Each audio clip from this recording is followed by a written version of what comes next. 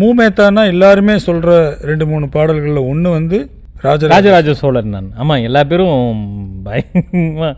ஆனாலும் பாருங்களேன், ஒரு பேட்டியில் நான் பார்த்தேன், ராஜராஜ சோழன் நான் பாட்டோட வெற்றி பற்றியும் அதுக்கு இத்தனை வருஷம் தாங்கி நிற்கிற பற்றியும் ஒரு பேட்டியில் சொல்கிறார் அவர். இது முழுக்க முழுக்க இளையராஜாவோட வெற்றி, நான் அதில் பங்கெடுத்துக்கிட்டேன். எவ்வளோ பெரிய மனசு பாருங்க அவருக்கு. அந்த பாடலில் அவருடைய பங்குன்றது ரொம்ப ரொம்ப ரொம்ப அதிமுக்கியமானது.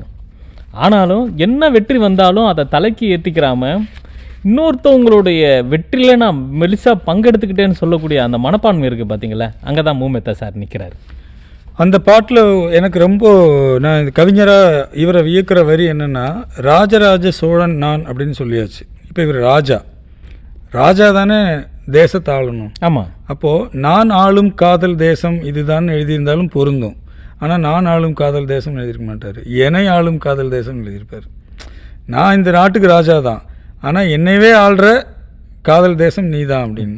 அதாவது அந்த நாயகியை வந்து தேசமாக சொல்லி அதை ஆள்ற, அதுக்கு உனக்கு நான் தான் ராஜா, ஆனால் என்னை ஆளும் காதல் தேசம் தான் எழுதியிருப்பாரு. கரெக்ட். அங்கேயே எனக்கு இதில் முக்கியமான விஷயம் என்னென்னா, முன்னாடி ராஜராஜன் சோழன் வந்துட்டாரா, பின்னாடி அதோட கண்டினியூட்டி ஒன்று வச்சுருப்பார். அதை நான் லீனர் முறையில் கண்ணோடு கண்கள் சாரி முந்தானை மூடும் ராணி செல்வாக்கிலே என் காதல் கண்கள் போகும் பல்லாக்கிலேன்னு இருப்பார்.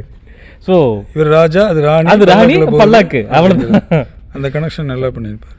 அதே மாதிரியே கண்ணோடு கண்களேற்றும் கற்பூர தீபமேங்கிற இது வந்து, அது ஏன் வந்து கற்பூர தீபம் அப்படின்னு சொன்னாருன்னு யோசிச்சு பார்த்தீங்கன்னா, கற்பூரத்தை தான் இன்னொரு கற்பூரத்தோட சேர்ந்து ஒத்தி தான் எடுப்பாங்க. கரெக்ட். தீக்குச்சி எடுத்து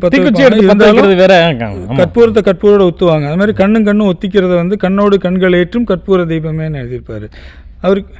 இங்கு அங்கு ஊஞ்சலாக, ஏன்னா கேரக்டர் படி அந்த ஒரு ஆள் 2 கேர்ள் ஃப்ரெண்ட்ஸ் கூட பழகிட்டு இருக்கான். கேர்ள் ஃப்ரெண்ட்ஸாக மனைவியான்னு எனக்கு தெரில, 2 பேர் கூட பழகிட்டு இருக்கான்.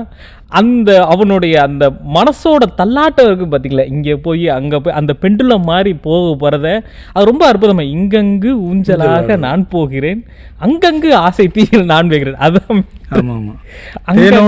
ஆசை தீயில் நான் வேகிறேன், ரெண்டையும் விட முடியல.